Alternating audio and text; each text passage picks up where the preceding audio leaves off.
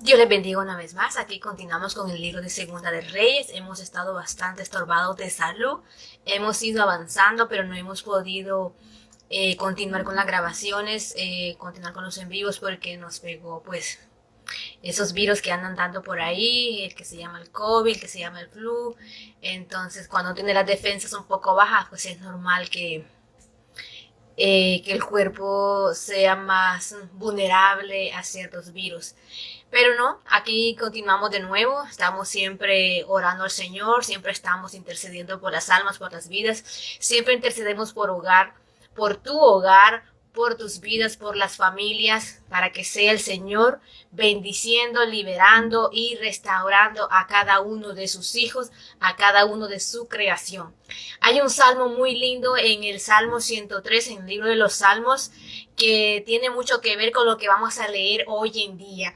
En el Salmo 103, en el versículo número 3 en adelante, dice: en nombre del Padre, del Hijo y del Espíritu Santo. Él es quien perdona todas tus iniquidades, el que sana tus dolencias, el que rescata del hoyo tu vida, el que te corona de favores y misericordias, el que sacia de bien tu boca, de modo que te rejuvenezcas como el águila. El Jehová es el que hace justicia y derrota y derecho a todos los que padecen violencia. Aquí en el libro de Segunda de Reyes continuamos, ¿verdad? Con lo que sucede con el pueblo de Israel, con la trayectoria de todos estos reyes que se fueron instituyendo cada día, que iban dirigiendo a este pueblo. Y vamos a ver qué sucedió en el segundo libro de Reyes. Para aquellos que son nuevos en nuestra plataforma, bienvenido a la plataforma Conocimiento Te Libra, la Liberación Te Restaura. Estamos leyendo la Biblia a diario, leemos la Biblia, cada quien la lee en sus casas, luego hacemos un resumen y luego en ese resumen ponemos los puntos más importantes que podemos encontrar o qué es lo que podemos encontrar ahí. Y eso nos anima, nos motiva y nos ayuda a poder leer la Biblia. El conocimiento te libera. ¿En qué sentido? Cuando conocemos la palabra del Señor, evitamos muchos errores al hablar, muchos errores al conducirnos con nuestros semejantes, muchos errores a la hora de buscar la presencia de ese Dios todopoderoso. Entonces, dice que la liberación te restaura. El Señor restaura nuestros corazones, nuestras vidas cuando sentimos que no podemos más, que ya hemos ido a buscar los brujos, los hechiceros, todo lo que sé. Es más, hay mucha gente que dice: yo pacté mi alma con el diablo, pero aún así no me va bien, aún así no encuentro la solución a tu problema. Pues déjame decirte que la solución a tu problema no está ahí, está dentro de la palabra del Señor, y lo hemos ido viendo al trayecto de todos estos libros. Ya hemos avanzado bastante, estamos en segundo libro de Reyes, ya faltan aproximadamente, si no me equivoco, 3 libros que nos hacen falta. Creo que es Esdras, Nehemías y Esther para terminar con los libros de historia, y luego continuamos con los libros proféticos. Es muy interesante todo lo que hemos encontrado a lo largo de la historia. En los primeros 5 de la ley, todo lo que encontramos ahí, la creación, lo que Dios hizo para cada uno de nosotros, y cómo Satanás abiertamente ha venido intentando que nosotros seamos destituidos de la gracia y la gloria del Señor. Pero también a través de los libros de la ley hemos encontrado el plan de redención que tenía nuestro Señor para nuestras almas, para nuestras vidas. Y luego encontramos en los libros de historias en adelante, de Deuteronomio en adelante, empieza todas las historias, bueno, prácticamente desde el Éxodo empieza toda la historia de un recorrido de un pueblo que es el pueblo del Señor, ¿verdad? Es un pueblo donde nosotros hemos sido añadidos también allí, y aquí estamos reconociendo, estamos conociendo, estamos viendo qué fue lo que pasó, ¿verdad? ¿Qué es lo que trae la Biblia? ¿Qué es lo que trae la palabra del Señor? ¿Qué es lo que Dios me enseña? ¿Por qué se habla de David? ¿Por qué se habla de Saúl? ¿Por qué se habla de Moisés? ¿Por qué se habló de Débora? ¿Por qué se habla de José? ¿Por qué se habla de Abraham? ¿Por qué se habla de Isaac? ¿Por qué? ¿Cuál es el motivo? ¿Cuál es la razón? ¿Por qué tengo que conocer esta historia? Porque tienes que conocer a qué Dios te estamos presentando. No te puedo presentar un Dios que tú no puedas conocer. Te estoy presentando un Dios que puedas conocer a lo largo de la historia, y que Dios sí es real. Bueno, Sin más preámbulo, vamos a orar y vamos a ponerse en las manos del Señor. La vez pasada se nos olvidó orar al final del programa. Siempre oramos antes y después del programa, fuera del aire. Una vez que estamos en el aire, pues ya nos concentramos específicamente en nuestro público. Así que si estás en tu casita, no importa el día y la hora que veas este mensaje, esta corta enseñanza, el breve resumen de lo que puedes encontrar en el libro de Segunda de Reyes. Espero que cada una de las cosas que encontremos en los capítulos te pueda animar y te motive a leer y estudiar la palabra del Señor. Amantísimo Padre que estás en gloria, te presento, mi Dios amado, a cada una de las personas, Dios mío, que van a escuchar este mensaje, Padre Santo de la gloria. Padre, como siempre, mi anhelo, Señor amado, el anhelo de mi alma, Dios, también sé que es el anhelo tuyo, Padre Santo. Declaro que la palabra, Dios mío amado, trae liberación, Dios mío, espiritual, Jehová.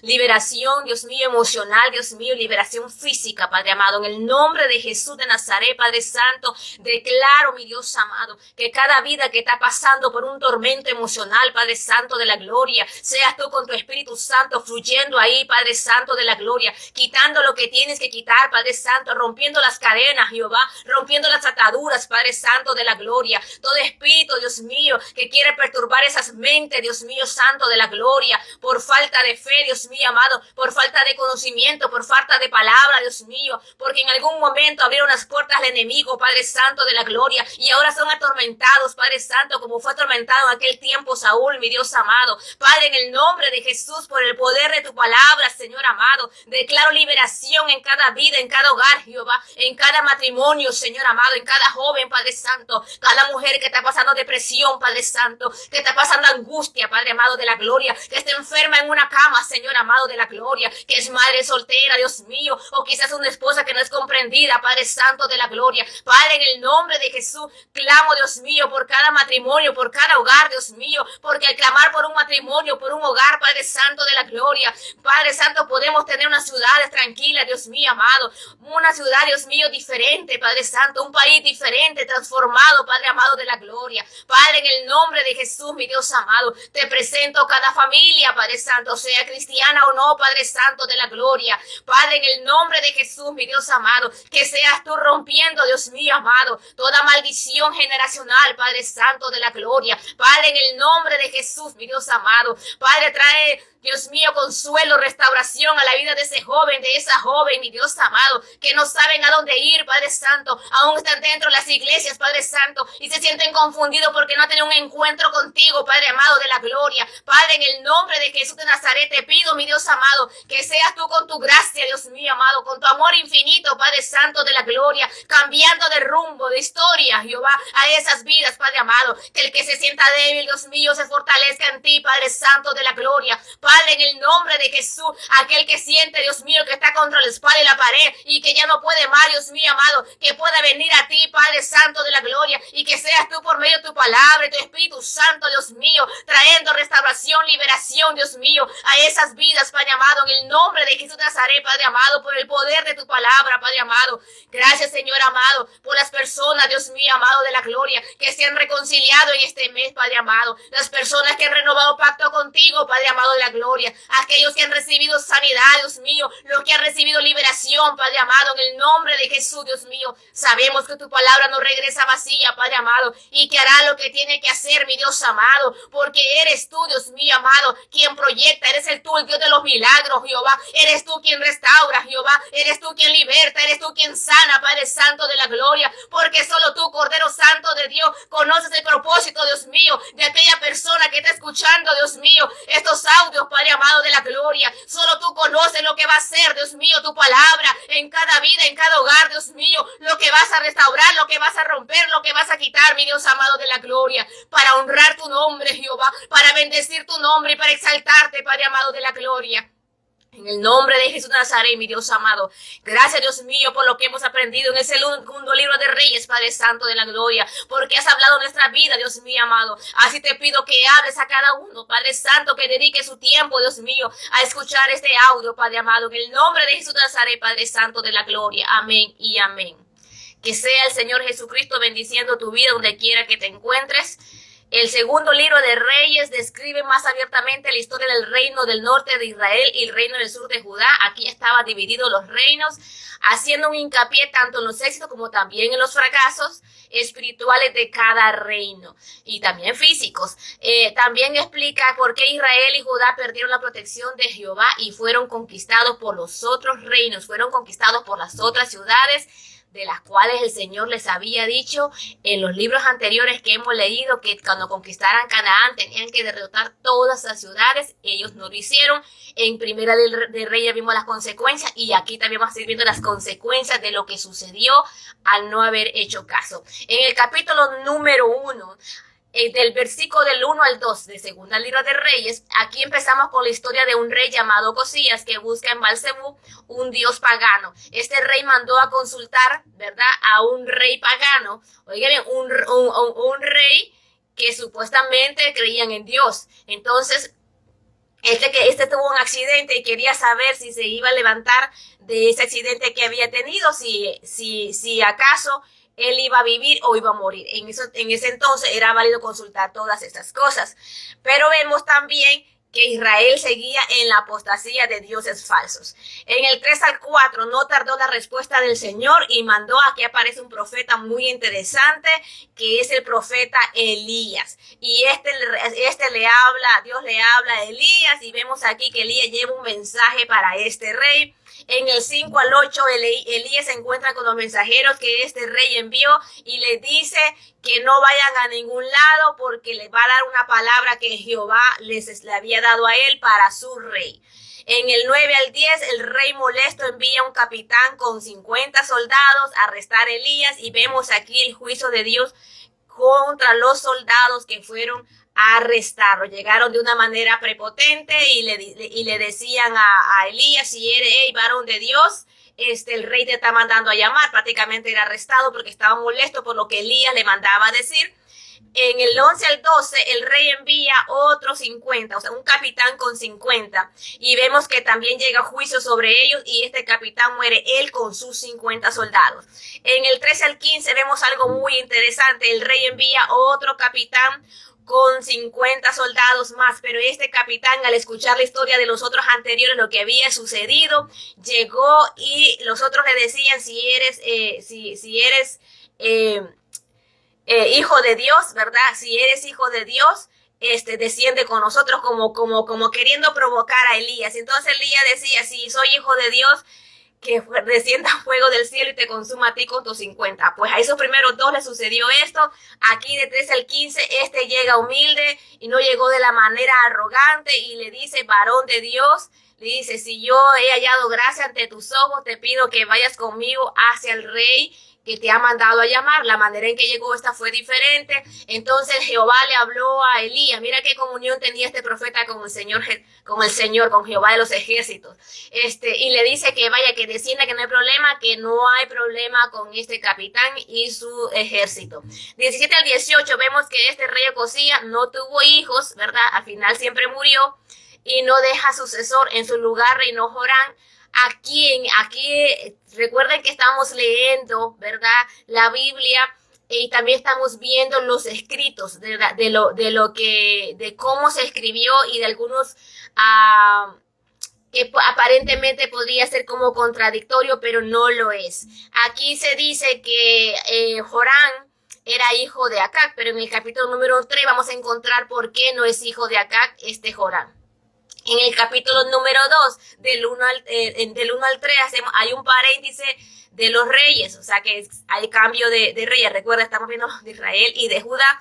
Entonces hay un paréntesis y vemos la historia de Elías y Eliseo. Aquí vemos que Eliseo era consciente de su futura partida igual que Elías. Elías sabía que iba a morir en cualquier momento, que el Señor se lo iba a llevar. En el 4 a 7, Eliseo, vemos ahí que los demás profetas le decían a Eliseo de que su maestro se iba a ir y él les decía que callaran, que no dijeran nada. Del 8 al 10 vemos la interrumpida petición de Eliseo en una doble porción. Lo que fue intrépido a pedir doble porción cuando se le preguntó qué quería, no escatimó en pedir. quiere leer bien la historia, entonces leas el capítulo número 2 de Segunda de Reyes. Del 11 al 13 aquí se relata cómo Elías asciende al cielo, algo sobrenatural. ¿Quiere saber cómo se fue al cielo? Lea el capítulo número 2. 14 al 15 Eliseo pone en práctica lo que aprendió de su maestro y abre el Jordán con el manto de Elías. 16 al 18, algunos profetas proponen una búsqueda, que busquen a Elías, que quizás el carro de fuego, quizás lo dejó tirado por ahí, que el Espíritu, porque en aquel entonces parece que era muy común que el Espíritu Santo te moviera, o el Espíritu, bueno, yo creo que es el Espíritu Santo, te moviera de un lugar hacia otro. Entonces, ellos piensan ir a buscarlo. Eliseo, de tanta insistencia, sintió pena y dijeron que sí que fuera. Aquel pensaba que era inútil porque él sabía que se había ido en un torbellino. El 19-22, Eliseo realiza un milagro y es que las aguas de Jericó son sanadas. El 23 al 25, un grupo de jóvenes empezaron a burlarse de Eliseo, una porque era calvo y otro porque ellos se burlaban porque se había llevado a su maestro y a él no. Encontramos en el capítulo número 3, en los versos del 1 al 3, aquí encontramos la aclaración de los versos del 1 al 17 al 18, acuérdense que lo dije que aquí lo íbamos a encontrar, que Jorán es hijo de Acá, y aquí se da un breve resumen del reinado de este muchacho Jorán. En el 4 al 5, Moab se rebela contra Israel y les hacen una guerra una vez más. Constantemente ellos pasaban en guerra. De 6 al 8, vemos a dos reyes unirse, el rey de Israel y de Judá, se unen para pelear contra Moab. Del 9 al 10 se nos describe cómo los ejércitos de Israel y Judá y Edom quedan varados en el desierto sin agua y alimento. Al unirse sucedió que las guerras duraban varios días, varios meses, bueno, a veces duraba hasta años, y en este caso se quedaron sin comida. Del 11 al 12, una vez más, Josafat en busca de la palabra de Dios. ¿Se acuerdan de Josafat? Que este fue el que quedó por el otro rey, y siempre pedía de que hubiera un profeta de Dios que dijera lo que iba a pasar. De 13 al 15, a no le gustaba escuchar a esos profetas que decían lo que el rey quería escuchar nada más. De 13 al 15, aquí vemos cómo Eliseo le habla a Jorán diciéndole que busque los profetas de su padre y de su madre. Aquí es donde le digo que se describe prácticamente que Jezabel es la madre de este joven, ¿verdad? Aquí se confirma que Jorán es hijo de Acab y este Eliseo al fin decide hablar con él. Pero primero que todo, Eliseo estaba como un poco, porque él sabía todo lo que le habían hecho los profetas anteriores, esta parejita, ¿verdad? Este rey Acab y esta Jezabel. Entonces, continúa la historia. En el 16-19 llega el mensaje de Dios y es una promesa de victoria. En el capítulo 20, la palabra de Dios cumplida y suple la necesidad y la provisión que este pueblo necesita. Y también vemos una cosa sobrenatural, que el agua, que empieza a fluir un agua misteriosa en el campo color de sangre. 21 al 25, vemos a los moabitas atacar al campamento y se llevaron la gran sorpresa porque ya los estaban esperando, y vemos la victoria de Judá y Israel. O sea que lo de las aguas solamente era que Dios estaba preparando el terreno para darle la victoria a ellos. De 26 al 27, el rey Boaz sacrifica a su primogénito en un holocausto a sus dioses. Como no tuvo la victoria a su primogénito, oiga bien, dice que lo ofreció en holocausto. Vemos aquí la idolatría de estos reyes. Y por eso Jehová siempre quería que el pueblo de Israel se mantuviera alejado de estas otras naciones. En el capítulo número 4, del 1 al 7, vemos una viuda pidiendo ayuda a Eliseo, que su esposo murió y que los acreedores venían, ¿verdad? Tenían una deuda y venían por sus hijos para llevárselos como pago. Y vemos aquí el milagro de las tinajas de aceite, que es muy famoso, yo sé que muchos lo han escuchado. Del 8 al 17 vemos el milagro de una mujer estéril, que es una tsunamita, otro milagro. De 18 al 37, en lo que resta de la historia, vemos que el hijo de la tsunamita ha muerto y también es resucitado. ¿Se acuerdan que también Elías resucitó a alguien? Bueno, aquí vemos otra segunda resurrección. De 38 al 41 vemos, o sea, que Eliseo va haciendo casi los mismos milagros que Elías iba haciendo. 38 al 41 vemos otro milagro, que es la purificación de la comida. Es un potaje que fueron a recoger plantas al monte y no se dieron cuenta que estaban recogiendo veneno. Pero vemos que el Señor alerta a tiempo. Muchas veces a nosotros nos dan en alimento, o muchas veces el enemigo quiere hacer daño por medio de brujería, hechicería, eso suele suceder. El enemigo se levanta contra uno y envía enfermedades, envía accidentes, envía muchas cosas que nos sucedan, pero son ataques espirituales que el enemigo usa a los seres humanos, también usa cosas de la que hay aquí en esta área que los humanos usamos y él los usa en nuestro contra. Por eso tenemos que estar bien preparados con el Señor, tenemos que estar en una comunión íntima con Dios para que sea Dios hablándonos y alertándonos antes de tiempo, porque si ellos se hubieran comido esa comida, todos se hubieran muerto. En el 42 al 44 vemos otro milagro, la multiplicación de los panes. O sea, Eliseo sí que recibió esa doble porción que pidió. En el capítulo número 5 de Segundo Libro de Reyes, en el verso número 1, encontramos la historia de Naamán, un general del ejército que tenía lepra. En el 2 al 3 vemos una joven que testifica de un profeta llamado Eliseo, que Dios usaba a este profeta. Esta joven, ¿verdad? Era israelita, pero trabajaba como sirvienta en otro reino. En el 4 al 7 vemos que Naamán viene al rey de Israel buscando sanidad. Desde el momento que Naamán se dispuso a ir a buscar a este profeta, vemos ahí que en el fondo, aunque ellos creían en otros dioses, tenían otro tipo de religión, vemos ahí que él lleva fe de que este profeta iba a hacer algo en la vida de él. Como muchas veces nosotros necesitamos dar un paso de fe. Este Naamán, a pesar de que creía en otros dioses, no creía en Jehová de los ejércitos, vemos aquí que con solo ir ya estaba dando un paso de fe. En el 8 al 9 vemos a Naamán viene a la casa de Eliseo. Del 10 al 12, aquí Naamán se enoja un poco porque no es recibido como él pensaba. Claro, a ser un jefe del ejército, en aquel entonces, pues, bueno, todavía, ¿no? Eran bien recibidos y entonces le esperaba con bombas y platillos, pero no fue así, porque Eliseo ni siquiera salió a recibirle. En el 10 al 12, aquí Naamán se enoja, ¿verdad? Porque no esperaba como Eliseo le iba, como lo acabo de decir, pero también es que Eliseo mandó las instrucciones de lo que él tenía que hacer. O sea, ni siquiera salió. Perdón. Como les dije, he estado bastante estorbada de salud, pero eso no impide que sigamos adorando y exaltando al Señor, ¿verdad? El cuerpo físico se puede enfermar, pero mientras nuestra alma y nuestro espíritu estén conectados con el Señor, no pasa nada. En el 13, los siervos le dicen a Naamán, porque este día no me recibió y todavía manda al criado a darme órdenes que qué tengo que hacer yo.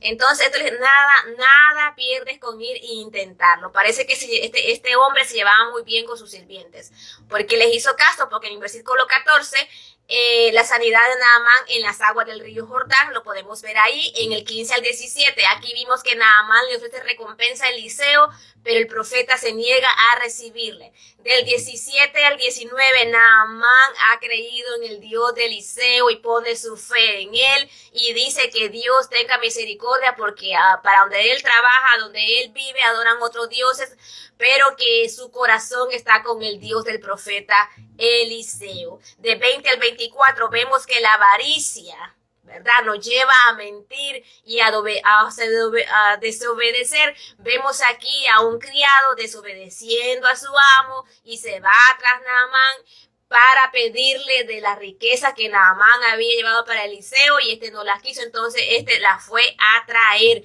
Pero todo trae consecuencias en esta vida. Cuando mentimos, cuando somos ávaros, todo trae consecuencias, porque en el 25 al 27 vemos la recompensa de la desobediencia, de la mentira y de querer algo que no te pertenece, y vemos que la lepra de Naamán se le pega a Jesse. En el capítulo número 6, en los versos del 1 al 3, vemos los hijos de los profetas necesitan expandir donde viven. ¿Qué sucede? En aquellos entonces habían como ciertas escuelas, podríamos llamarles así, que eran donde estaban todos aquellos que eran hijos de profetas, hijos de profetas y convertían en profetas. Vemos que ellos como que tenían escuela y dicen que necesitaban expandir. Ahora, ¿cuál es el motivo que el escritor escribió eso ahí? Miremoslo en el 4 al 7. El milagro de la recuperación del hacha. O sea, ¿cuál es el motivo de que el escritor quiere narrar esa parte de la historia, quiere escribir esa parte de la historia? Porque yo me imagino que hay mucho más que no lo tenemos aquí en la Biblia. Pero como le venía diciendo, si él sale el nombre de un personaje o se recalca algo en la historia porque tiene un eslabón que lo vamos a encontrar en el Nuevo Testamento. ¿Qué milagro sucede aquí? ¿Por qué dice que los hijos de los profetas querían extender más o querían hacer más grandes sus casas o querían hacer más casas donde ellos vivían? ¿Qué sucede? Porque se iba a pronunciar un milagro que sucedió, el hacha cayó al agua y el que la andaba exclamó y dijo que era prestada. Entonces ¿cuál fue el milagro? Recuperar el hacha. Y Eliseo tiró un palo y el hacha flotó. Ese es el milagro. Vemos en el 8 al 13 del capítulo número 6 que se declara la guerra una vez más. Pero Eliseo advierte al rey de Israel de lo que el rey de Siria tramaba en secreto. Dios se lo revelaba a Eliseo y Eliseo se lo liberaba al rey. Entonces la guerra no avanzaba. En el 14 al 17 aquí encontramos a Eliseo viendo su protección espiritual invisible porque lo mandaron a matar porque el rey de Siria se dio cuenta de que Eliseo estaba pasando información, aunque la información se la pasaba nada más y nada menos que Dios de los ejércitos. En el 18:23 Dios responde a Eliseo y a los sirios. Dios le responde a Eliseo porque Eliseo lo mandaron unos soldados por donde él, entonces Dios le responde y vemos aquí que el mismo Eliseo guió a los sirios a Samaria y vemos que cuando llega a Samaria, Eliseo ora al Señor y le dice que le devuelva la vista a esto, agarra a todos los soldados. Él los va guiando, o sea, al hombre que fueron a buscar para matarlo, él los va guiando, los lleva a Samaria. Y el rey allá, el rey que estaba ahí en Samaria quería matar, entonces él se dijo que no lo matara, que le diera de comer. Y porque aparentemente eran como una banda, le llama ahí en la Biblia, pero era un grupo de esos que en aquellos entonces se creían unas pandillas, no como la de hoy en día, era diferente, era para atrapar tierras, para gobernar más tierras. Entonces estos comieron y los mandaron de nuevo a Siria. Y dice que por ese lado ya no llegaron más bandidos a esa área de Israel. En el 24-29 la paz solo duraba un poco, porque podemos ver la terrible hambruna porque la ciudad de Samaria había sido sitiada. O sea que al final pues parece que por más que Dios quisiera hacer algo, pero si el pueblo seguía en desobediencia, el enemigo tenía ventaja para atacarles. Dice que había gran hambruna, que aquí se relata la historia de dos mujeres que decidieron comerse a sus hijos y una le dijo a la otra, primero no comemos hoy el mío, mañana no comemos el tuyo, pero el siguiente día cuando llegó el turno de la otra no quiso comérselo, le dio como pesar, ya se habían comido uno, bueno, me imagino que eso habría sido horrible. El rey se enoja tanto y acusa a Eliseo. Cuando un profeta decía, si no se vuelven a Jehová, viene juicio sobre la ciudad. Entonces, cuando el rey miraba el juicio venir, buscaban al profeta al cual Dios había usado. Hoy en día muchos profetas quieren fama, quieren hablar y son como aquellos que están ahí, porque aquí hay dos tipos de profetas. Aquellos que solo dicen lo que el rey quiere escuchar para ganar favoritismo y aquel que dice lo que Jehová quiere decir y dice si viene juicio y dice si viene bendición. En el 30 y 33 vemos la ira del rey de Israel contra Eliseo, pues lo culpan a Eliseo por el juicio que estaba pasando. Vamos a ver en el capítulo número 7 la continuación de esta historia. En el 1 al 2 Jehová habla por medio de Eliseo y vemos la promesa de Dios y el juicio del oficial, lo que les puede decir al rey. Del 3 al 5 vemos a 4 leprosos deciden ir a los campamentos de los sirios, porque como les dije, había una gran hambruna en ese lugar. Entonces, esto de como eran leprosos, estaban en la puerta de la entrada, como era común en aquel entonces. Bueno, entonces aquí vamos a morir de hambre y si nos matan los sirios, pues también vamos a morir. Entonces decidieron ir. En el 6 a 7 vemos estos cómo Dios hizo para que los sirios abandonaran su campamento y se fueron. Es muy interesante lo que dice ahí en los versos de 6 al 7, qué fue lo que pasó para que los sirios abandonaran su propio campamento, porque cuando llegaron estos leprosos ya no había nada allí. No había nadie, salieron huyendo, corriendo. Del 8 al 9 vemos a los leprosos que después de disfrutar todo lo que, porque encontraron de todo, o sea, los sirios se fueron corriendo, huyendo, solo lo que andaban en sus manos, nomás me imagino que se llevaron. Y estos leprosos llegaron pues a comer, a agarrar todo lo que podía para ellos ahí, pero luego se recordaron de que tenían que avisar. En el 10 al 15 vemos que llega la noticia al rey de lo que había pasado y fueron a comprobarlo todo. En el verso 16 vemos el cumplimiento de la profecía de Eliseo sobre la venta de flor de harina y la cebada, y también el cumplimiento en el 17 al 20 vemos la triste muerte de aquel oficial de que Eliseo le dijo que había prosperidad para Samaria, pero que él no lo iba a ver. El rey lo mandó a las puertas de la ciudad y la gente, al ver que había comida en algún lugar, se fueron en sus, como nos acuerdan que eran carros a caballo, y parece que murió aplastado. Entonces, en el capítulo número 8, del verso del 1 al 3, esta historia continúa, pero aquí vemos que Eliseo le dice a la tsunamita que se vaya a vivir donde pueda, porque viene hambre para Israel por 7 años, y la tsunamita se va a vivir ante los filisteos y luego regresa. También vemos aquí en el 4 al 6 que después de alguien dejar sus tierras y luego regresar, por ley se le debían devolver esas tierras. Si el escritor decidieron poner esta parte de la historia aquí, como les digo, de la remisión de las tierras, es porque viene algo muy importante que lo vamos a encontrar en el Nuevo Testamento. O sea, como les digo, todo lo que vamos leyendo capítulo por capítulo, usted va a ir encontrando que cada capítulo que vamos leyendo, cada libro que vamos leyendo, cada verso que vamos leyendo, va preparándose el camino para el Salvador, porque hacían sacrificios, pero solamente era para tapar los pecados, no eran limpiados a totalidad.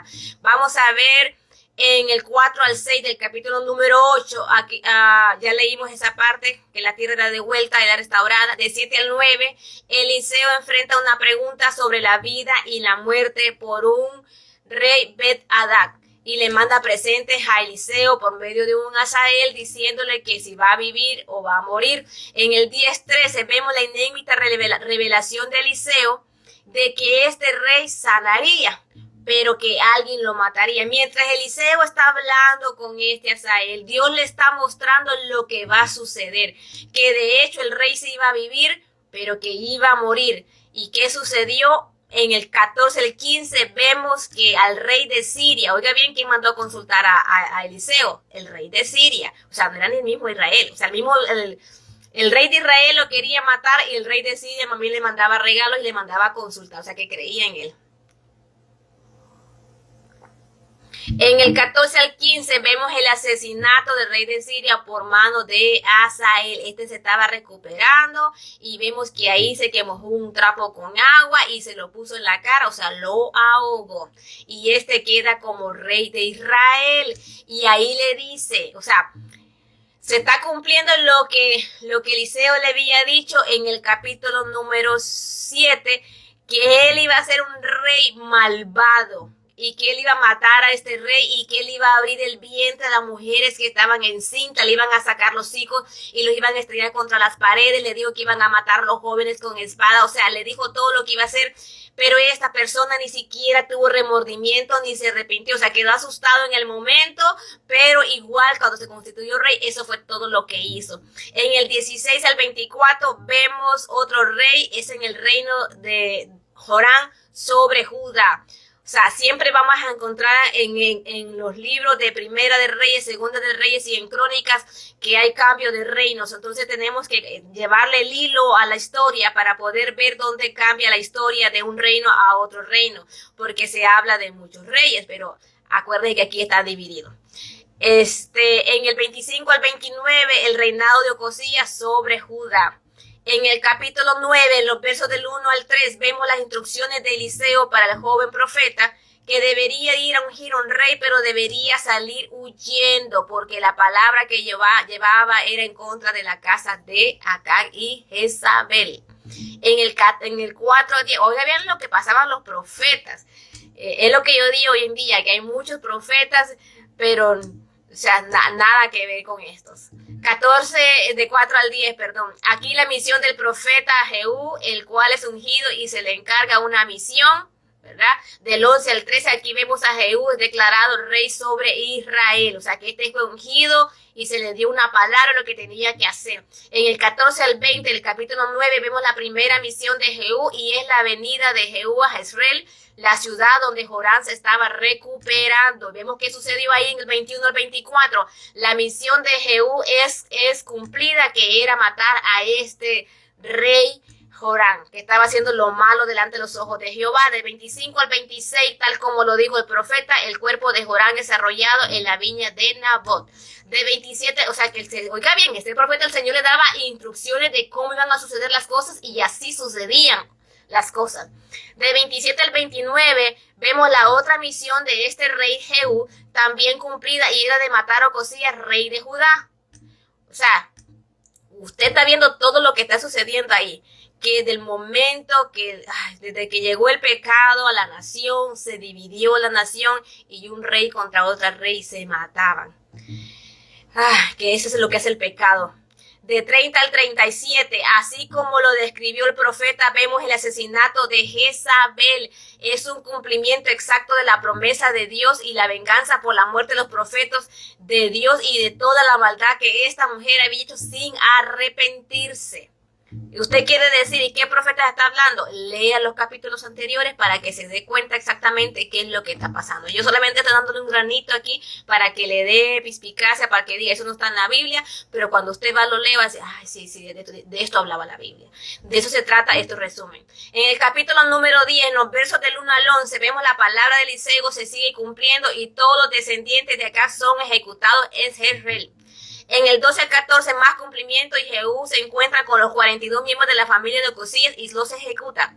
De 15 al 17, Jehú realiza otra ejecución al resto de la familia acá en Samaria. De 18 al 23, gran astucia de Jehú, prepara un gran sacrificio para Baal. En el 24 al 28, este reúne a todos aquellos que eran idólatras de este dios Baal, los reúne en un templo, y es bien interesante cómo él hace ahí que todos los que adoran a Baal que lleven cierta vestidura. En el 29 al 31, Jehú estaba cumpliendo la obediencia en todo lo que Dios le había mandado. Él exterminó a todos los que servían a Baal, pero a Jehú le gustaba bastante el oro y los placeres de la vida. O sea que era como cuando le llamaban parcial, era que no estaba entregaba totalidad hacia su Dios. De 32 al 33 vemos que las guerras continúan y Siria captura grandes porciones del territorio de Israel. 34 a 36, aquí el escritor nos relata el resumen del reinado de Jehú. En el capítulo 11 de Segunda de Reyes, en los versos del 1 al 3, vemos que aquí la madre de Ocosías toma el trono y manda a matar a todos los descendientes real. Pero hay una, ¿verdad? Que, ¿cómo se llama? Que escondió al hijo de Ocosías, ¿va? Lo escondió, lo mantuvo ahí para que reinara más adelante. Y entonces esta mujer empezó a gobernar.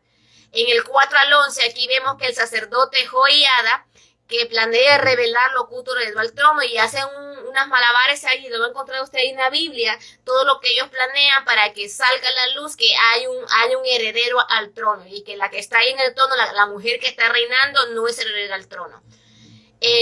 Porque que sea madre del rey no significaba que ellos podían heredar. En el 12 vemos que Joás es coronado y recibido como rey, el niño que habían escondido. En el 13 al 14, Joás, el heredero legítimo, es revelado a Talía y ésta se enoja y proclama que es traición. De 15 al 17, o sea que si usted ha visto alguna serie de esas de la era medieval, donde hay reyes, donde hay reinas, donde pelean por el trono y cosas así, no quepa duda que de aquí lo sacaron de la Biblia. De 15 al 17, aquí el sacerdote Joiada ordena la ejecución de Atalía y sus partidarios, o sea que esta mujer la asesina. En el 17 vemos al sacerdote Joiada establecer un nuevo pacto, que Jehová sería el Dios del pueblo y el pueblo para Jehová.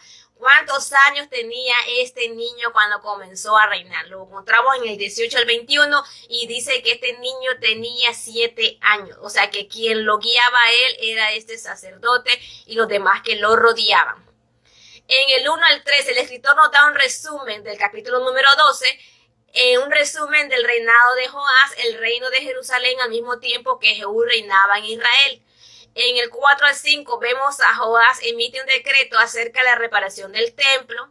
Oiga bien, este joven, ¿verdad?, declara que hay que reparar el templo. De 6 al 13 aquí vemos que se junta dinero para el trabajo de la reconstrucción del templo. De 14 al 17 vemos que el templo es reparado. Del 17 al 18 el rey Joás le paga al rey Asal de Siria tributo porque estaba atacando a Jerusalén y allá había tomado Gag, entonces le pagan un tributo como para decir, o sea, vamos a pagarte impuestos, pero no nos lleves cautivos. En el 19-21, vemos aquí los siervos cometieron un asesinato contra Joás. Así te imitaban estos reyes porque, como les digo, eran parciales, no se entregaban a totalidad a su Dios y siempre hacían cosas malas que hasta los mismos siervos los mataban.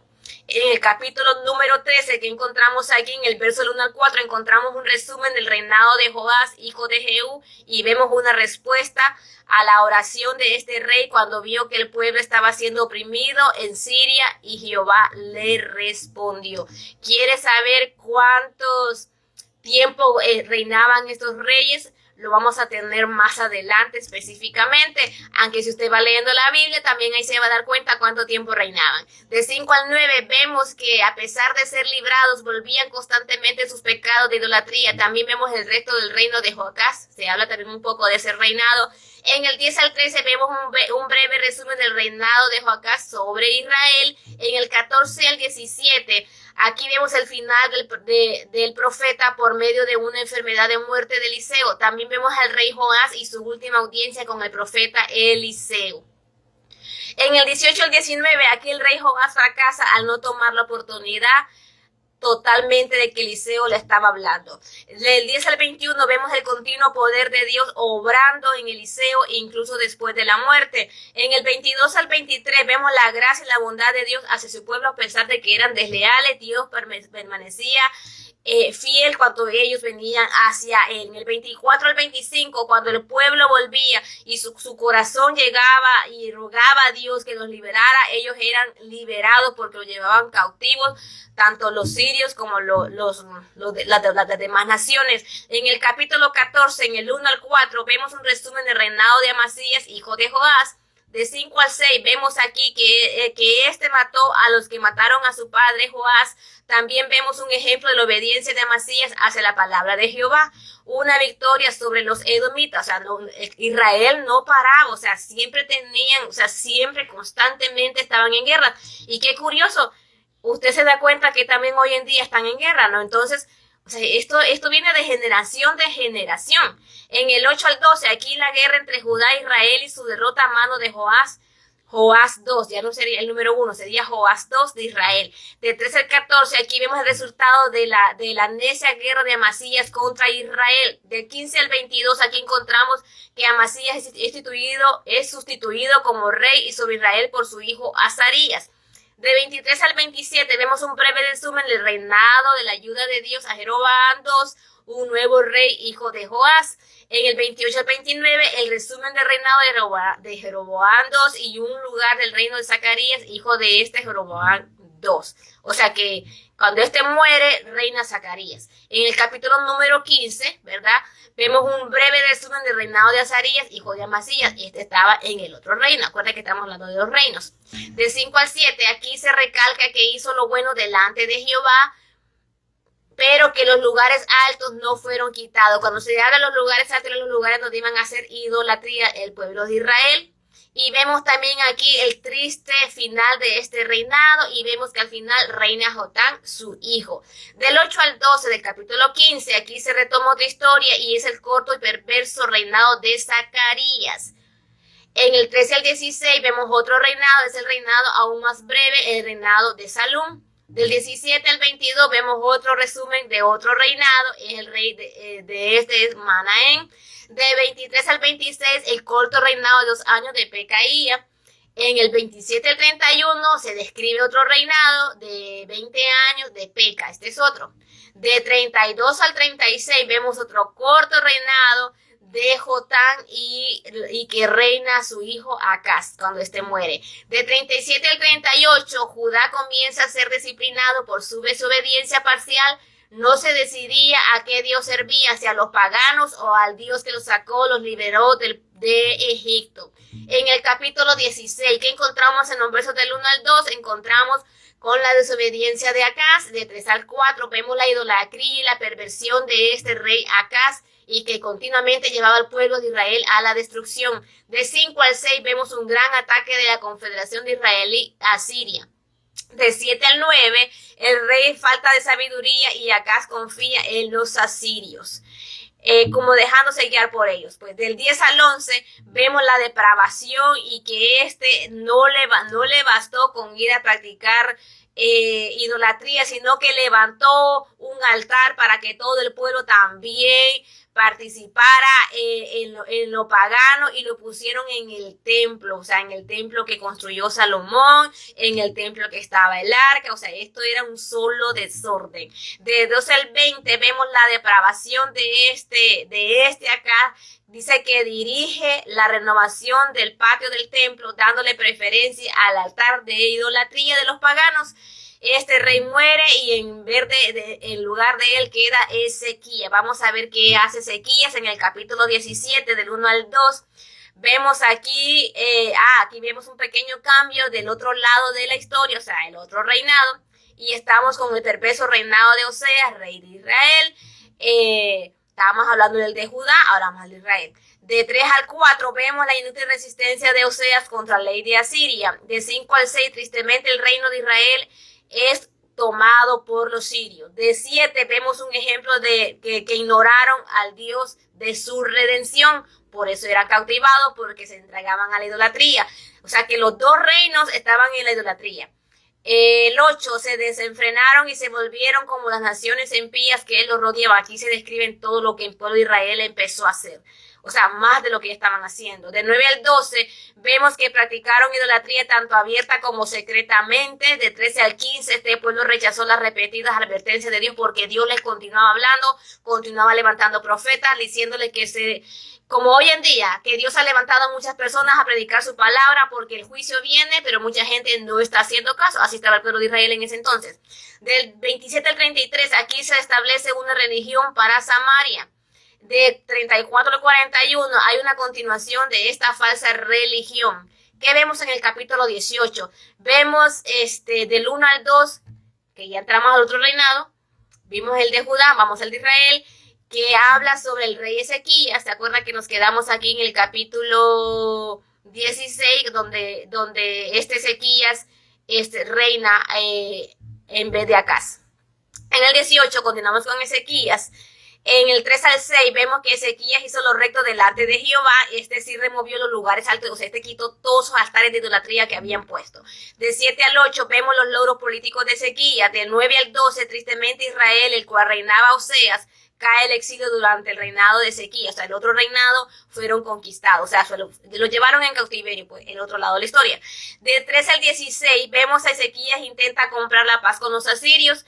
El 17 al 20 vemos un Ramsés intenta convencer a Judá de que se rindan y trataban de moralizar a los soldados. Del 21 al 25 vemos los argumentos demoralizadores de este Ramsés.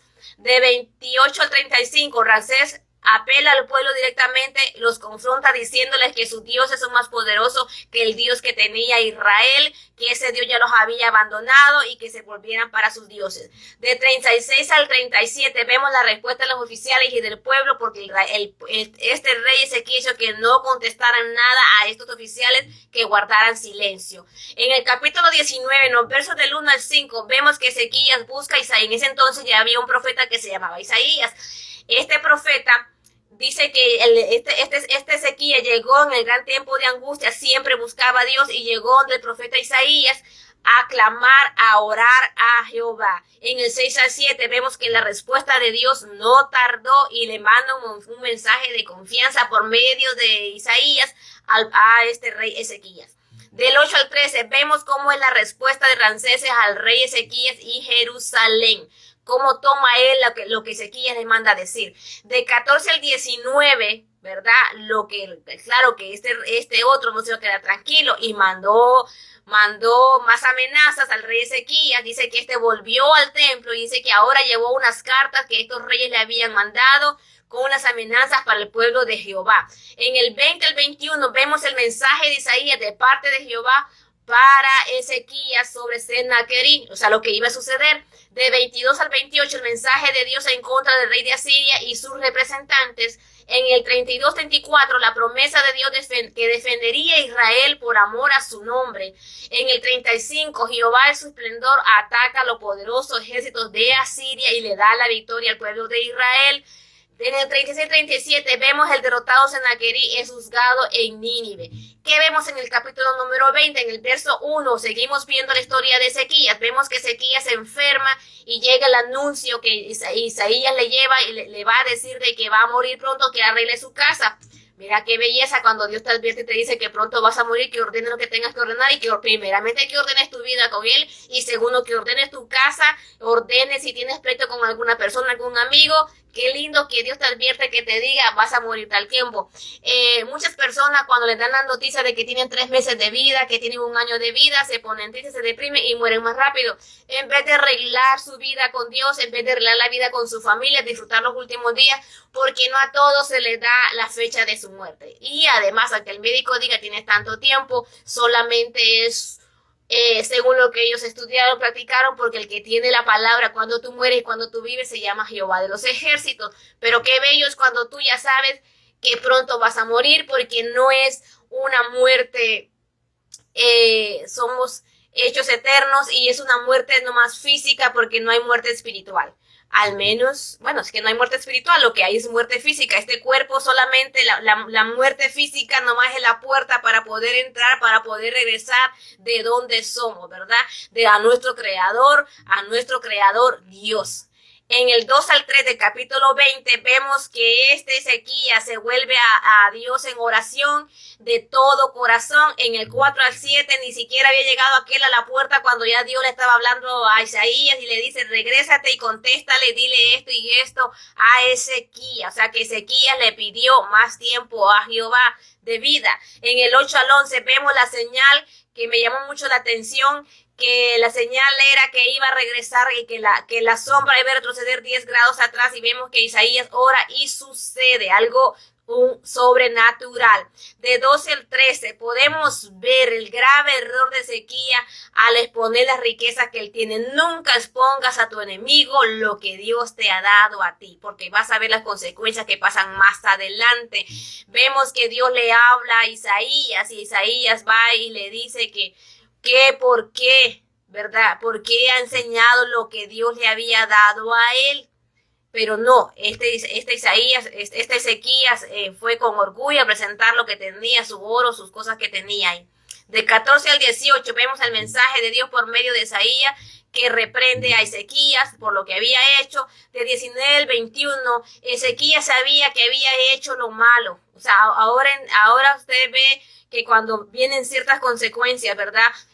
Sabemos por qué Dios le había dicho a Ezequías que ya iba a morir. Porque Dios sabía que más adelante su corazón se iba a corromper, porque cuando a veces tenemos riqueza, o a veces tenemos la victoria, a veces tenemos lo que queremos, nos olvidamos de Jehová. ¿Cuántas personas le han hecho promesas al Señor? Le han hecho promesas a Jehová que van a hacer esto y esto, y cuando tienen la victoria se olvidan de la promesa que le hicieron a Dios, y después de por qué me va aquí, por qué me va mal, por qué esto, porque necesitas renovar tu pacto con Dios. ¿Qué encontramos en el 19-21? Ezequiel, a pesar de que había cometido un error, vemos aquí que yo creo que sí se arrepintió de lo que había hecho, porque él todavía viene donde Isaías y le pregunta que si habrá paz durante su reinado y que si no van a haber consecuencias, que si el pueblo no va a ser llegado en cautiverio por lo que él había hecho, ¿verdad? Entonces, estaba preocupado estaba preocupado por lo que iba a pasar. En el 19 al 21, él muere y su hijo Manasés continúa con el reinado. ¿Qué vemos en el capítulo número 21? Vemos un resumen del 1 al 2 del reinado de Manasés, el cual tenía 12 años cuando comenzó a reinar y fue un gobierno, dice, de maldad durante 55 años. O sea que en vez de este pueblo parece que los sirios trataban mejor a los israelitas que el mismo rey de ellos. De 3 al 9 se relata los pecados específicos de Manasés. Del 10 al 15 vemos que Dios promete juicio contra Judá por sus abominaciones. En el 16 vemos cómo Manasés persigue al pueblo de Dios, el que no se entregó a la idolatría. Lo andaban persiguiendo, porque querían que todos fueran idólatras. De 17 al 18 vemos la conclusión del reinado de Manasés y que con su hijo Amón continúa con este reinado. Del 19 al 22 vemos el perverso reinado de 2 años de o sea que se hizo peor que todavía que Manasés. De 23 al 26 vemos el asesinato de Amón por medio de sus mismos sirvientes y en su lugar queda su hijo Josías. Vamos a ver qué hace Josías. En el capítulo 22 vemos del 1 al 2, vemos un breve resumen del reino de Josías, el hijo de Amón, el cual era de 8 años y se escribió de él que hizo lo bueno y lo recto como su padre David, o sea, como descendiente de David. De 3 al 7, acuérdese que Dios le hizo una promesa a David que que su familia iba a reinar, o sea que no iba a ser cortado su linaje. De 3 al 7 vemos a Josías, le dice a Hilcías que repare el templo. Del 8 al 10 vemos que el libro de la ley es encontrado y leído y todo llorado y rasgaron sus vestidos. En el 11 vemos la reacción inicial ante el descubrimiento del libro de la ley y fue rasgar sus vestidos en señal de duelo. De 12 al 13 vemos cómo el rey Josías busca a Jehová de todo corazón y anima al pueblo que también haga lo mismo. De 14 al 17 vemos que la palabra de Jehová es expuesta al pueblo y también se le dice que juicio viene para todos aquellos que han desobedecido y que no se han arrepentido de la idolatría. Del 18 al 20 vemos el mensaje de Dios para este rey Josías, que el juicio vendría no en sus días, o sea que por amor a él ese juicio no iba a venir para esta gente corrupta, no quiero decir después de que él muriera llegaba el juicio sobre estas personas si no se arrepentían. En el capítulo 23, del 1 al 3, todo el pueblo como uno solo y han renovado el pacto tras leer el libro, o sea que después de que renovaron un poco el templo, se han leído las escrituras y han hecho un nuevo voto con Jehová de los ejércitos. De 4 al 14 vemos el alcance de todas las reformas de Josías en Judá, hizo muchas cosas este rey. De 15 al 20 aquí vemos cómo Josías extiende su reforma en Betel y en Samaria. Del 21 al 23 vemos a Josías celebra la Pascua a nivel nacional. Después de tanto tiempo se volvía a celebrar la Pascua. De 24 al 25 aquí vemos las vastas extensiones de la reforma de Josías en su reinado. De 26 al 27 vemos la promesa del juicio de Dios empieza a cumplirse con aquellos que no dejaron de practicar la idolatría. De 28 al 30 vemos la muerte de Josías en batalla contra Egipto. Y empieza a reinar su hijo Jocás. Por lo menos este rey no murió, o sea, murió en batalla, peleando la guerra por lo menos y sirviendo a Jehová. 31-34, se acabó la paz y vemos el perverso reinado de Jocás su hijo y vemos que son cautivados y llevados a Egipto. De 35 a 37 vemos otro reinado de Joacim en Judá sobre los que llevó también a la idolatría, al cautiverio, o sea que los dos reinados, los dos lugares son llevados cautivos, o sea, todo Israel en general llevado en cautiverio. ¿Qué vemos en el capítulo 24? En el verso número 1 vemos cómo Nabucodonosor hace de Judá un reino vasallo. En el 2 al 4 vemos el dificultoso reinado de Joacim cumpliendo la profecía del profeta Isaías. De 5 al 7 vemos la muerte del rey Joacim. Del 8 al 9 vemos otro rey que es Joaquín, otro perverso rey que también gobernó sobre Judá y lo llevó a hacer lo malo. Del 10 al 7 vemos que del 10 al 7, vemos este rey Joaquín se rinde ante Nabucodonosor y queda como siervo de ellos. De 13 al 17 vemos a una Jerusalén es empobrecida y tomada en cautiverio a su totalidad. Del 17 vemos a Nabucodonosor pone a Sedequías como rey sobre Judá. De 18 al 20 vemos que todo va de mal en peor para este pueblo y vemos que aquí el reinado y la rebelión de Sedequías, o sea que el pueblo de Israel no se podía levantar, pero hemos visto a la larga de la historia que cada vez que Israel le pedía perdón a Jehová era liberado de cautiverio. ¿Qué vemos en el capítulo 25? Del 1 al 3, la palabra de Jehová es cumplida y vemos a Jerusalén bajo sitio, sitiada. Por los demás naciones. De 4 al 7 encontramos que el rey Sedequías es capturado y ejecutado.